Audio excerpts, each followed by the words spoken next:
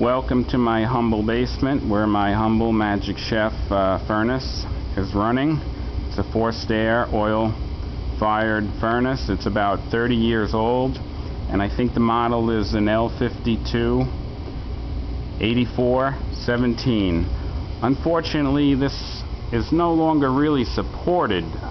Magic Chef, I think, passed the division on to maybe Lennox International and also maybe Maytag and then even Allied Air. But when I called these companies, I kind of got dead ends that they don't support this anymore. So I read two things on the internet, two different guys. One basically relined the combustion chamber. He didn't give too many details, said he did it. And another guy says he's worked on these, over 100 of them, and he recommends at least replacing the entire heat exchanger and combustion chamber, or he recommends replacing the whole unit. Now, he didn't give details where you would get a heat exchanger to replace it or how much it would cost, and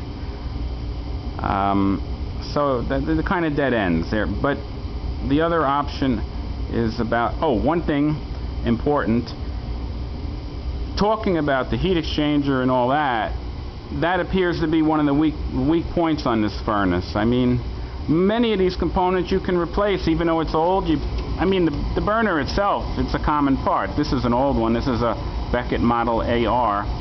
But things like the igniter coil, the igniter module, motor, pump, nozzles, all that stuff is common. The blower unit on the other side, I don't know where you'd get one of them, but you might be able to even pick up the blower.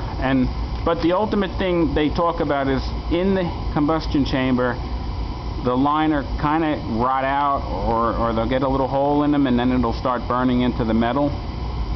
So that's kind of the weak part of these babies. And the other problem is that I don't think they're the type that you can open up a plate and get it right into that combustion chamber. The only access I see is through a hole behind the burner itself. You have to pull the burner out. And by the way, I don't recommend anybody messing with this stuff.